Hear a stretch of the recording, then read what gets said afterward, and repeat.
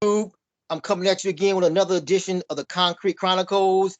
This day, I got a really good interview with you. I got Savage Studios. Y'all probably already know who he is, but he has a real popping YouTube channel. So we're gonna chop it up about his experiences in the Cali system and everything he's been doing since returning home. So okay, Savage, it's all right if I just refer to you as Savage, right? Yes, sir. Okay, so tell the people who you are real quick and like how long were you in the system and what time period were you in the system? Yeah, man. I'm just a regular guy, man. I did 10 years. I went in at 16 years old. I got out when I was 20, I want to say 27. I got out May 9th, 2018. It was like 16 going on 17. So just roughly about 10 years altogether with juvenile hall and everything, maybe just a little bit over. Um, yeah, I opened up this channel not even a year ago, and I've been doing good, man. Savage Studios is the channel. I'm trying to help people, trying to reach people. But I've been through all California prison systems, level 4, level 3, never hit level 2, never hit level 1, California SHU systems. And yeah, I just try to get my message out, man. But other than that, I'm just a regular guy. Okay. Now, so let me ask you this. Okay, so because I'm out here, I'm from Chicago in the Midwest, so our politics is like Cali is like 100% different. You know what I mean? So I'm gonna be asking you questions just to try to get an understanding of how things go down in the Cali system. Okay, so when Okay. somebody comes in the Cali system, how are they clicked up? Is it by gang or is it by race? What's the predominant factor of how inmates click up?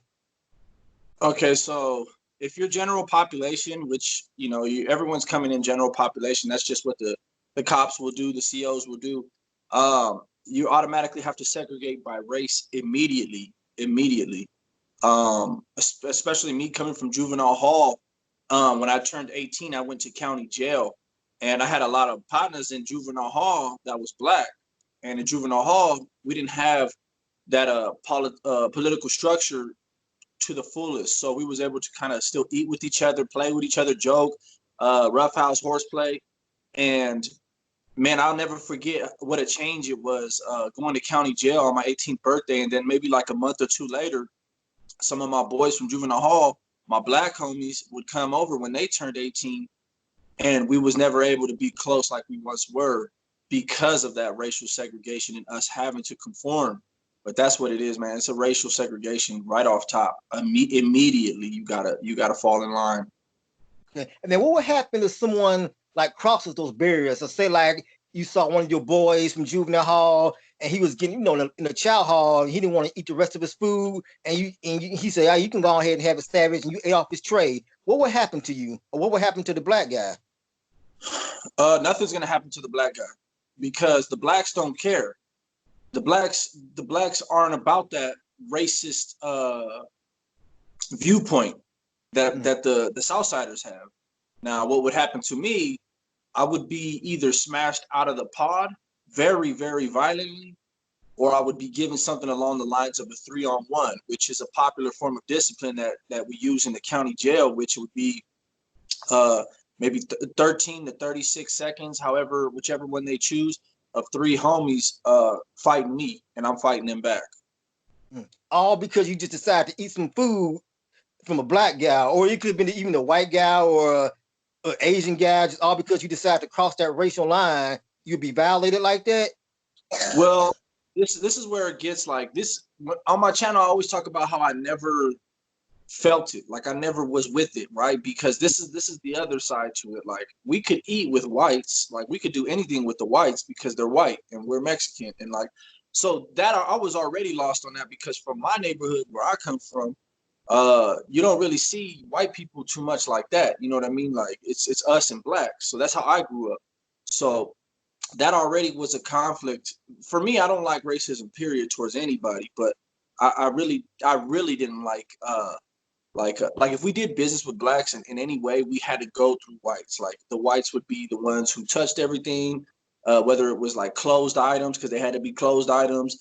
It just was a very racial situation. And yes, they would my people would violate me.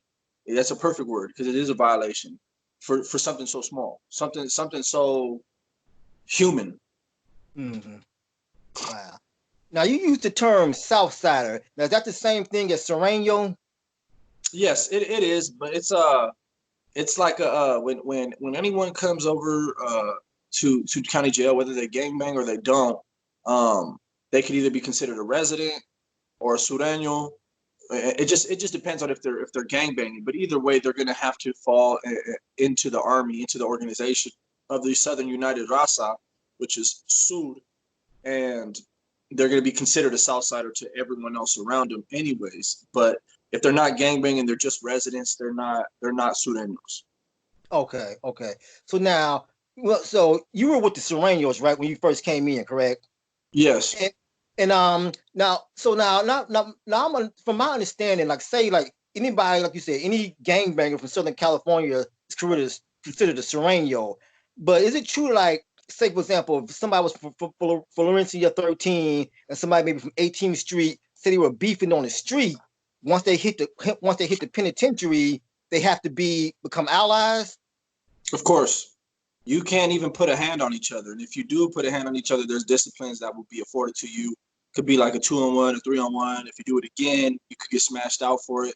But you have to put that to the back burner. I've had to do it many times. I've had cellies that were from enemy neighborhoods, and our rule is we can't fight each other. We can't hurt each other. So that's another thing that never really made too much sense. Right. And I mean, how is that? Because it's like, I mean, I would imagine that would be kind of like tough. Like, man, I'm backing this guy up now in the riot on the street. I want to get him. He killed my homies. I mean, what type of mindset does that make you feel like? Well, try having to take orders from somebody like that. Try having to take some orders from somebody who's not even from your hood, let alone an enemy hood. It's all about power. It's all about position. It's all about who you know. It's a bigger scheme when you get up to prison. It's not the same kind of two-step. It's different. What happened? That's why I tell all these little young Southsiders on the streets. They label me this, they label me that because I'm a dropout. But it's like you don't even know the half of it. If you knew the half of it, you wouldn't want to be a part of what you're a part of. You damn sure wouldn't want to go to prison and have to live this life, because a lot of these youngsters are actually, they hate their enemies. They don't like Mm-hmm. their enemy neighborhoods. They don't like their enemy gangs. They don't know. A lot of them don't know that if they went to the pen, there is a good chance that their enemy gang could have more clout, could have more numbers, could be the voice for their car. Because every different, let's say, part of LA, part of Ventura County, they all have their own cars. Like for mine, it was the San Fernando Valley car, which is LA, but we're not an LA car. We're San Fernando Valley, so it's Pacoima, San Fernando, Canoga, all the valley, Silmar, all the spots in the valley, and we're our own car. So we discuss things that have to do with us. If there's cleanup that, like, we need to remove somebody that's from the valley, we talk amongst ourselves. And I've been in positions where, let's say, San Fernando, the city, was deeper than Pacoima, and we're rivals. Like, we hate each other, and they had more say so. They had more, like, to. It just was very off putting to even have to even sit down with these dudes and talk about what needs to be done amongst our car. But if half of these youngsters knew the real scheme of what things were like, I don't think they would be feeling that, because it's not even the same kind of rah-rah message that they push when they make music videos. They're out there on the streets gang banging, throwing up their hoods. Come on. Right. Now I understand, like, now I know there's like there's a truce between the Serenos and the Norteños now, but back when you was in, y'all were still rivals. Now, how did that play out? Because you are both Mexicans, and I understand like the Norteños kind of rock with the blacks. So, what can you break that experience down to me? Like, give me more detail about that. Look, that rivalry's the oldest one. That one's from way before my time. But Oh, I mean, I think the last ones were in 2005. They got rolled up out of Old Folsom.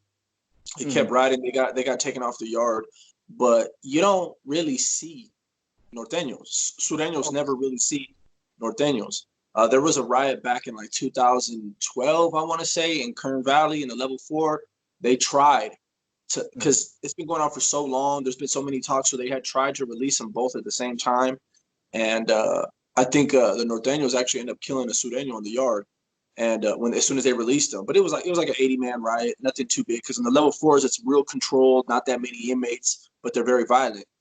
So that's what happened then. But now everyone's programming together. But up until then, you really didn't really get to see them. You didn't. They kind of, the cops have had them segregated from us. But it's been a very, they hated us and we hated them without a doubt. And until I became SNY and dropped out and was forced to actually program amongst them, their dropouts and everyone from the Bay Area, I'm very thankful for that because they're just like us. They may have a different slang or different words they use, but they got the same sense of humors. They laugh at the same things we laugh at. They like the same things we like. There's way more in common than there is that actually puts us in on opposing sides. So, Right. but before knowing that, before that knowledge, man, it's just a hate that you have from a kid, man. You don't know nothing about him. You know, you just hate him. You know, you just know that word, you hate that word, and if you ever see him, you're gonna handle him. You know. Okay. Now, has that truth extended to the street as well, or is it just in the prison? If a Norteño goes anywhere in Southern California, he's dead. Really? Quick. Now, I'm not saying they don't come down here, but I don't think they come down here with their red rags banging. I think they're very low key when they are down here. Now, there's actually a lot of Sureño hoods in up north communities where they're predominantly Norteños. Salinas being one of the major ones where they have Norteños and Sureños that are going at it. And it's crazy because down south Sureños in California, they don't really respect the Northern Cali Sureños, even though those are the ones who are on front line with the actual enemy. They don't get respect in the pen like the Southern California ones do, like LA, San Diego, Orange County, San Gabriel Valley, all those ones, which has always been odd to me. But no, yeah, it's even from my comment section on the videos I've made on both ends, Norteños will still smoke a Sureño real quick. And there's no love on the streets. It's just purely a prison thing that had to do with getting the big homies released from the shoe because they had been in the shoe for 17, 20, 25 years, slammed. And finally, they're out on the yards and they want to stay out on the yards. So that had to require a certain level of peace talks and, you know. Okay. Now, I want to ask you, I've seen a couple of Cali videos and people talk about paperwork. It's like a big thing in the Cali system. Can you break that down for me? Like, what's the significance of paperwork and like, why is it so important? Paperwork is everything, man. Paperwork, that's your driver's license. That's everything, man. That's what keeps your head on your shoulders because if you got clean paperwork, that's the most important thing to you staying alive and staying good. No matter what side of the fence you're on, no matter what part of prison you in, your charges have to be clean charges because California has zero tolerance on sex crimes, zero tolerance on child crimes. No one cares about domestic violence crimes. No one cares about anything like that. It's just rape, child molestation, and any type of like child cruelty and things like that. Those will get you sent down to the fiery pit real quick, you know. So your paperwork is everything. You want to be able to show. And even when you're politicking and you're gangbanging, paperwork is still everything because although you got the good charges, that's cool. There's another level of having paperwork. Like for myself, it used to be like my rap sheet, but it was almost like my badge. I used to have so many shoe terms, so many write-ups, so many riots, so many incidents, batteries, and I would have a big old stack of paperwork and I would bring that with me. And anytime I would get to a new spot, I would send it all to every one of my people that was around me so they could just know the kind of individual I was, introducing myself to them. Not trying to tell them, oh, yeah, I'm the baddest guy, but hey, look, this is who I am. This is the caliber of individual you guys have on your side right now. That's all it is. So paperwork. So it's almost like a resume almost. It is the resume. It is a resume. Okay. It is a resume. Okay. So say if I'm I'm Serrano, I hit the yard and I get my paperwork and say if it has something about like showing something, me talking to the cops or something like that, what would happen to me? You're dead. They're going to whack you. They're going to try to slice your throat. It just depends what prison you're in. Let's say you're level 3, they could still possibly really try to kill you. But if you're level 4, there's no chance about it. They're going to try to kill you. Like they're going to try to. So there's no way I can talk my way out of it. They're just going to get me. Well, what it just would be depending what it said, and if there was any room for you to even talk your way out of it, because it would be hard to talk your way out of something that said you were talking to cops, like actual paperwork saying that. But if it's a situation that like really leaves a lot of wiggle room, yeah, and if you approach it, because the hard part is actually having the balls to go to the yard and approach it where everyone's at, especially if no one knows you and you're like, hey, look, I need to talk to somebody. This isn't right. If you approach it like that, yeah, you know what? There's actually a chance there's a chance you can explain yourself. Yeah, you might be lucky, but let's say you land somewhere and you slide your paper out, you slide your paperwork out while you're in your cell. Someone shoots a line into your house, or they send like a trustee to come grab it from you so he can give it to the main rep who has the block. The rep reads it. You're not going to know anything's up. You wouldn't know if you were going to die either way. You just don't know. You take a gamble. You just, hey, I'm going to go to yard, see if I can explain myself. If not, most likely someone will come up behind me and slice my throat or start sticking me in the back. We'll figure it out. Wow. Okay. You'll never know. Okay. Now, another thing, a term I often hear is a shot caller. Now, what's the shot caller, and how does one become a shot caller?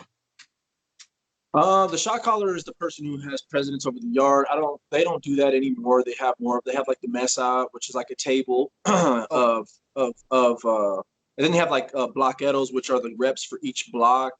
But they used to have the whole one man in charge. In some places they probably still do, but they try to make it to where they can divvy up some of the authority and power to more people, because if there's one person, it's like a recycling thing. He ends up getting whacked for a power play because someone wants his position. However, yeah, to earn that, it just honestly, you can put in a lot of work. You can do a lot of things. It's gonna take a decade of your life, if not more, to show people that you deserve any type of thing. It really comes from connections. It's a crooked rig system. You know, if you have connections, family connections, things like that, then you're really well off. I've seen some crazy things with people in charge because of money, because of ties to drugs, certain things like that. So I don't know necessarily if you can earn that spot through blood and violence. And because if you do, 9 times out of 10, you're gonna have to trade your life for that position of power. And that position of power comes and goes, comes and goes, comes and goes. Really? So once you get shot caller, you're not secure. No, you better watch your back, and you better hope you're doing everything right, because there's a lot of people coming for your position. There's going to be a lot of people talking about how you're running things. They're going to be talking about how you ran your program, what's going on your yard, how much money you guys making. I could do better than he's doing. Those conversations don't happen on that yard with that guy. They happen when those people leave the yard, they go to the shoe, they start talking amongst other people who got power in different prisons, and they say, man, you know what? Let's take him out. And they used to have a thing where they take him out and then they take out everyone underneath him who worked for him. And it wasn't their fault. They worked for him. They didn't know anything about this big old power play, but they got whacked too. Jeez. Okay. And something else I heard, like when you're in Sereno, you have to like pay rent to the shot caller. Is that true, or what's that about? Yeah, we get taxed a third of any drugs we bring in. Like if we bring in any drugs from visiting, any dope from visiting from our ladies, she's taking the risk for us. We're trying to hustle to provide the best we can. We got to give a third of any drugs that come in to the higher up, to the house. And as well, furthermore, anytime we go to store, I think it was like a dollar or an item for every $10 that we went to store, we had to give up to the kitty, which is like a big thing that helps homies who are coming in. We can provide for them. It's like a system, but there's no wiggle room. You have to, though. You know what I mean? You have to. And I hated that. I hated the taxing part because I used to sell dope in prison.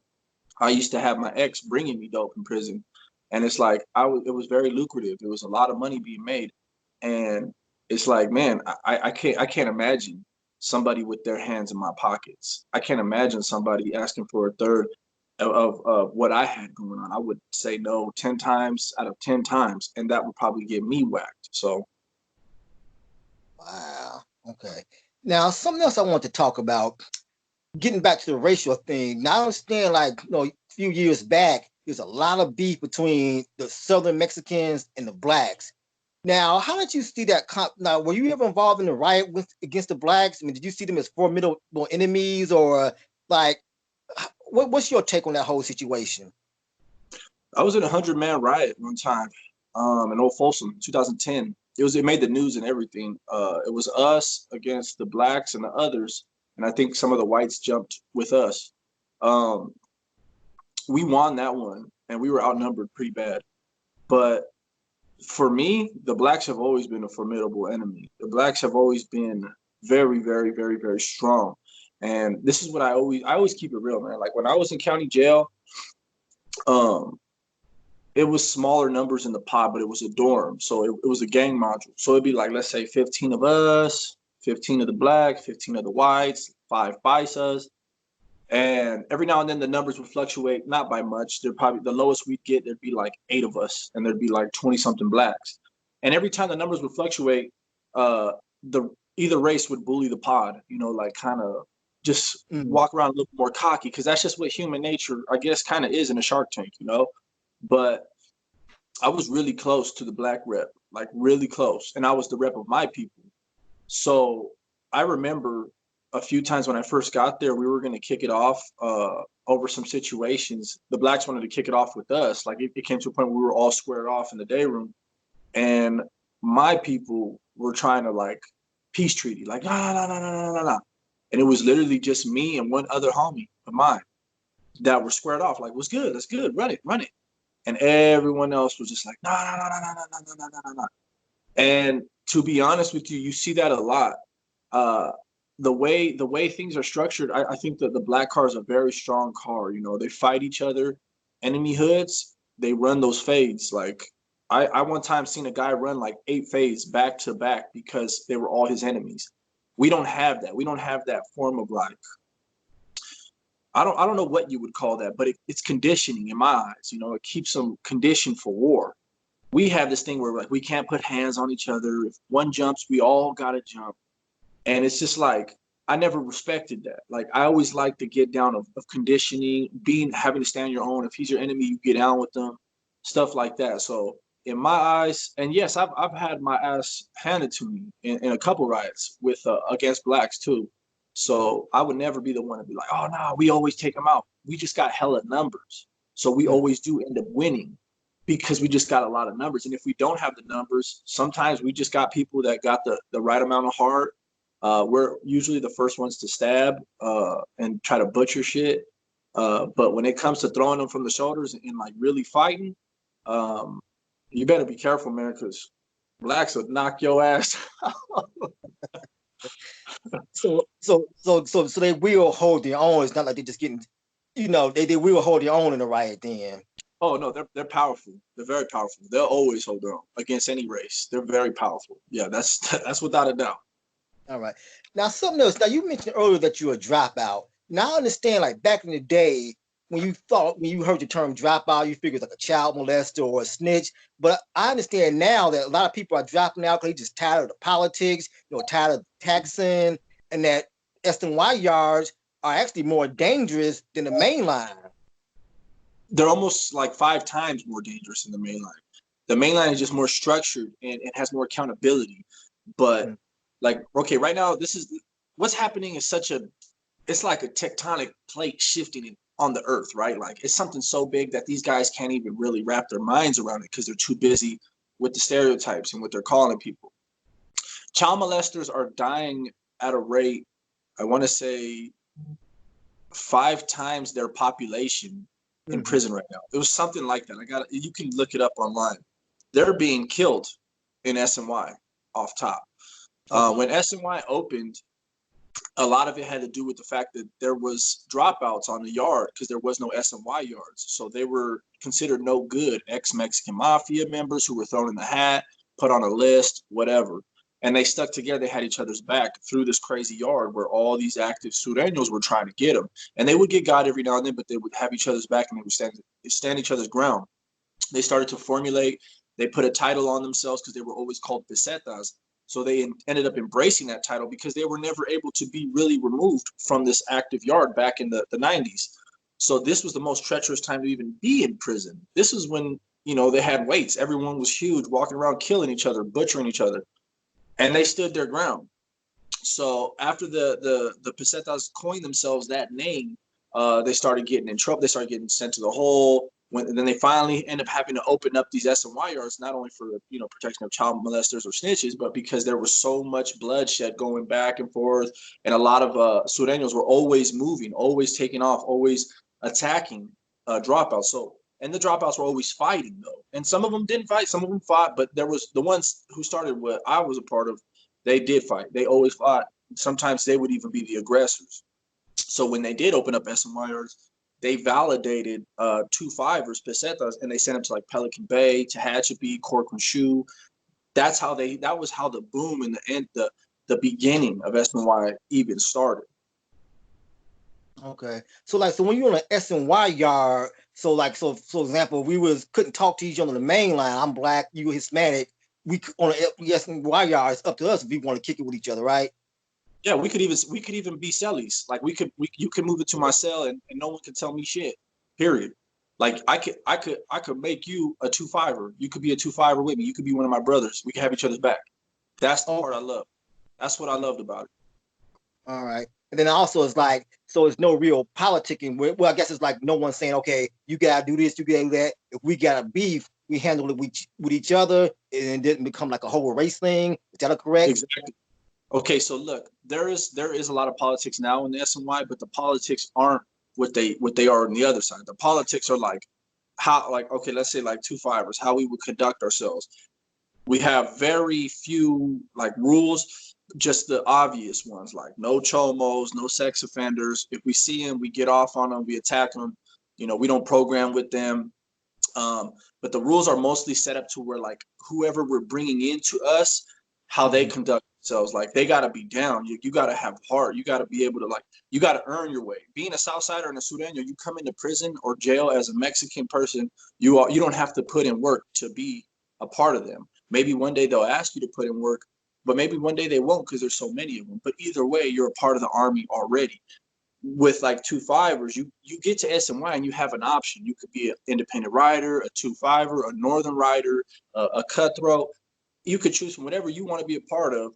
And then when it's time to earn your jersey, you got to actually put in work to earn that, to be a part of that. So it's like kind of political rules set up like that as a form of like maybe recruiting or initiating, but there's no real there's no racial stuff because like 2-5ers specifically, even the northern rider, everyone has mixed race, white, Mexican, black, and that is a key component to what the old views don't have, and that's the key component to why SNY is taking over. Why so many people are coming into jail now. They're not even getting to the jail before they drop out.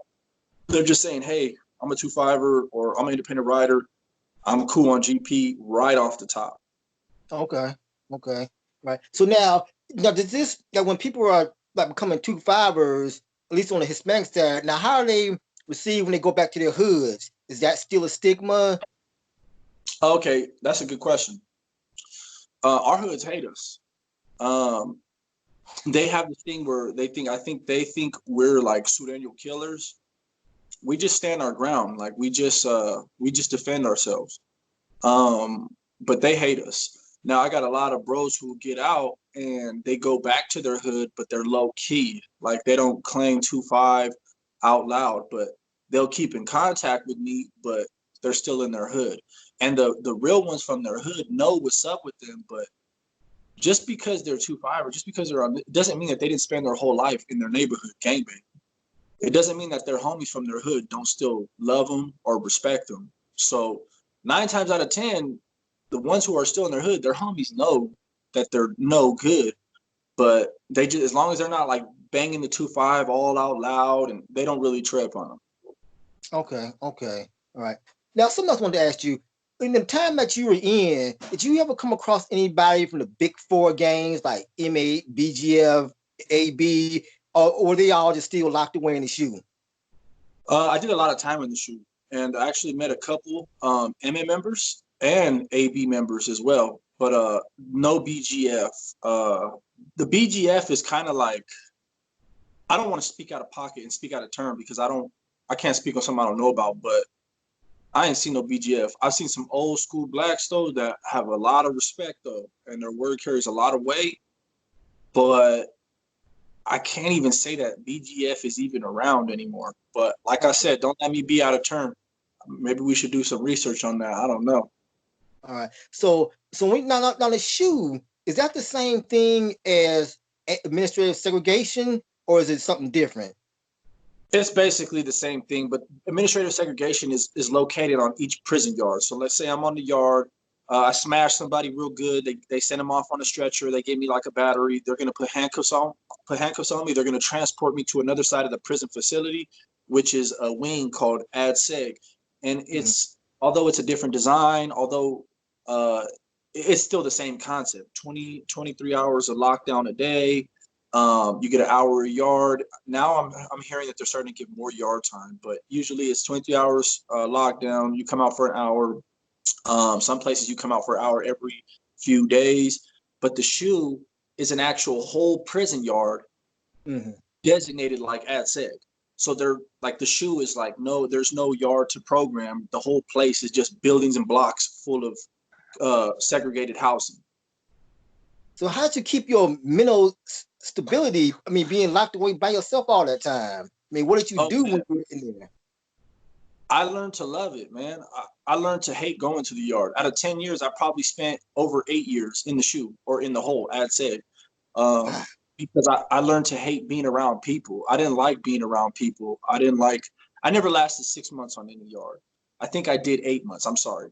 8 months was the longest I ever did, and I ruined it. And I was working in the kitchen. I was trying to keep my nose clean. I don't do well with other inmates. I just don't.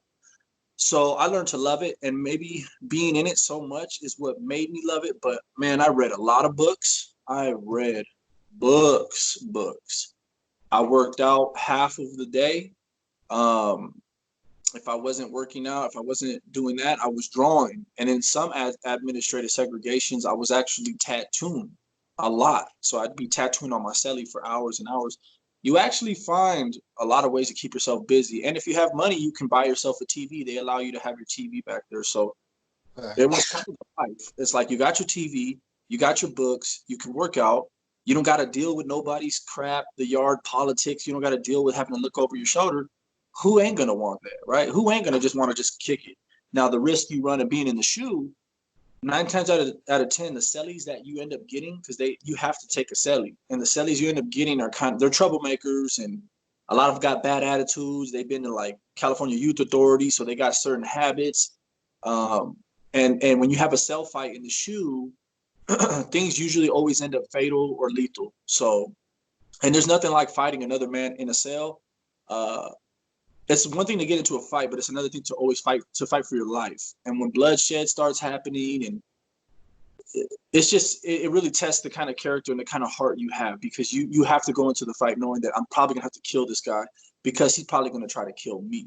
So if that means I have to smash him over the face with a cup or try to bash my TV over his face, oh damn, look, he just happens to have a knife. He just cut me. Great. Now I gotta really try to break him down, because when they put you in the shoe, there ain't no cops in the section. Ain't no one gonna hear you scream other than the other inmates around you. And they're not gonna say, hey, guard, they're fighting. No, they're gonna listen. And if a guard happens to see you while he's doing walk, or if the tower happens to look into your cell and see that you guys are going at it, if he wants to help, he may hit the alarm. But a lot of COs would just watch. They'll just watch it play out. They'll watch and see what's going on. Wow, that's crazy. Okay, so now another thing about the shoe, when you, because I understand that when you're in the shoe, you had the blacks, the Serranos, the whites all back there. Was there any interaction between you all? Like, would y'all talk over events to each other or pass each Yeah, other books to read, something like that? even as a dropout, yeah, you have a lot of communication through events, but even as a dropout, like corporate shoes always been mixed. Like they'd have a couple dropout cells, then they'd have like some Sureños next door to me, then like active whites, blacks, everything was always a mix. And one thing about you, to get a kite from A section to C section, you got to fish it through the line, and you got to go through doors. And so you need assistance. And let's say I'm a dropout and I'm closest to the door to fish through. These GPs are going to need my help to get to the other side. Now, they're not going to send no hot info. They're not going to send a hot kite that's got some crazy info, but they might want to send a book to one of their homies, or they might want to send like a care package. When you're in the shoe long enough, according to the yard, you're not supposed to do this, and it doesn't happen. But in the shoe, things are different. We help each other out. We don't talk about it though. So the Sureño's not gonna go to the yard and be like, yeah, the dropouts, we used to exchange books, we used to do this. No, but we did, because when everyone's in the shoe, man, you gotta help each other, man. You otherwise you really are isolated. And I've been around some Sureños who really didn't want nothing to do with me. They really wouldn't look, wouldn't talk, wouldn't help, didn't want help. And that's cool. That's their structure. But a lot of them usually like to talk because they don't know how to do shoot time. And a lot of them are youngsters. So when they get back there, they're just like, man, screw it. I got to talk to somebody. Right. So that's crazy. So that just kind of just makes me think of how ridiculous some of that politicking is. Because like when you're on the GP, y'all trying to kill each other, then y'all get back sent to the shoe, and everybody's cool. It's like, wow, that's just crazy. Mm-hmm. Exactly. Right.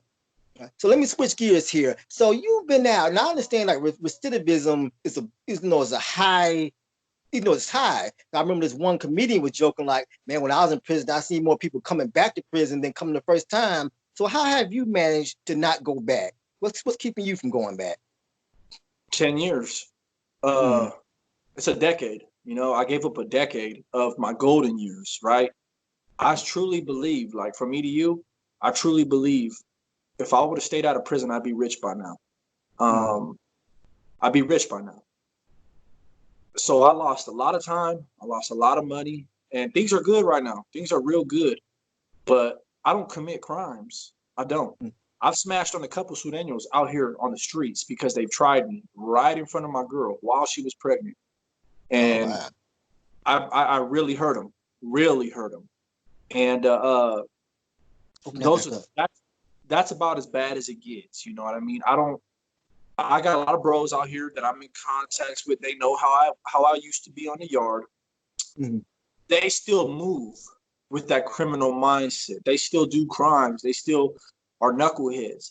And they know I got them, but I don't do that. I'm a family man. I got my son. I got my wife. I spent a lot of years. When you're in the shoe, you think a lot, and I spent a lot of years meditating on what's most important in life and what I was going to get. And every goal I've set for myself, I actually went and attained. I got a beautiful wife, my son. I got a badass car on 20s, like a promising future. This is everything I wrote down on paper. And I would tell my cellmates, hey, when I get out, this is what I'm going to do. I used to tell every cellie, we'd be talking, and I used to be like, man, I don't even belong in here. That's the crazy thing. And I don't even think they really understood what I was trying to say when I said it. But I don't really believe, and I never did believe for 1 second that I belonged incarcerated. It just wasn't. I'm not made to be stifled. I'm not made to be under anyone's authority. And I'm just no longer a criminal. I'm gonna do everything legitimate and legit and beat that recidivism rate because I'm aware of the recidivism rate. Mm-hmm. Mm-hmm. So I understand also that like I was saying, you're also like a tattoo artist. Mm-hmm. I'm having to shut that. It's unfortunate that I'm gonna have to kind of stop that because I'm really good at it. I really like it. I spent a lot of years doing it, but as the channel is starting to grow, I get recognized a lot out in public, man. A lot of people are like, hey, I've even got pulled over. Well, I didn't get pulled over. I get flagged down when I'm driving.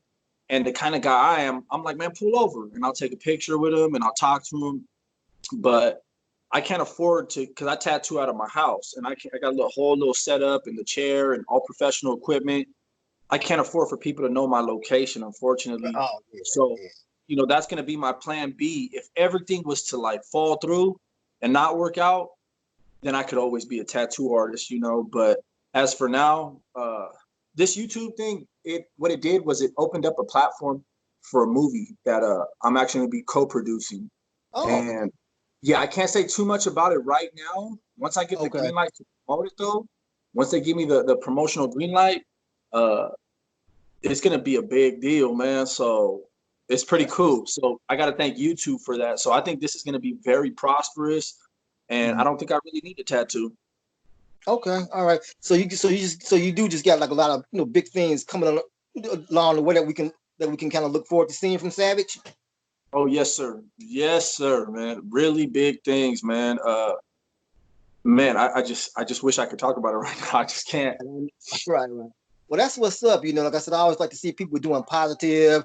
I hate seeing people go to prison in the first place, but let alone go back. So that's always Yeah, positive. I hope you kind of keep us posted so we can be looking out for these type of things. So I guess so. I want to close out here.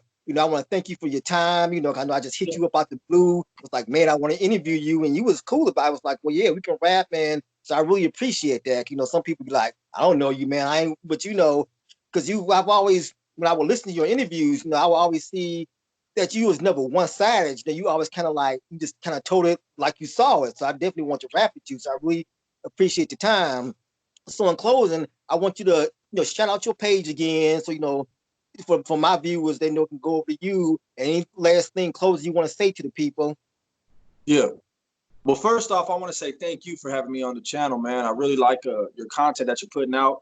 And of course, man, the truth is the best thing to spit, man. I don't got to spit my views. I don't got to spit their views, your views. I could just spit the truth or how I saw it according to me. But yeah, thanks for letting me come on the platform. I'm going to shout you out all over my Instagram. I really like this interview. Um, the one thing I like that we touched on was the racial part because I really hate racism, man. And a lot of my boys out here are black. That's who I relate to really well. It's always been that way since I was a kid. I've always had that. They call it like up north swag over here in Cali because the Bay Area, the Norteños, they run with the black, so they tend to have a more swag like that.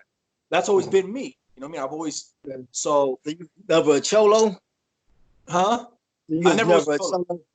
I never was a cholo. No, I never was a cholo. That ain't my cup of tea. Never talked like that. But the one thing I want to do is just shout out to our communities. It's much love to everybody, but it's a beautiful thing when black and brown are always can come together because if you think about it, uh, those are the two groups that should come together and should always kind of be together, hand in hand. But nonetheless, check me out on Savage Studios. That's the YouTube channel. We Savage, we underscore Savage, we. So it's W3 underscore Savage with the three. Um, like I said, man, I'm definitely gonna shout out this interview right here. I had a lot of fun doing it. Maybe we can catch up on something again. You actually asked some really good questions, man. You asked some good questions, man. I don't, for not for 1 second did this fall flat or get boring. So, yeah, thanks, man. Thanks for having me on your platform. I appreciate it, man. Problem. And feel free to post this on your page as well, because you got way bigger platform than me. So definitely get to see the people from your page. So feel free. I wasn't able to record this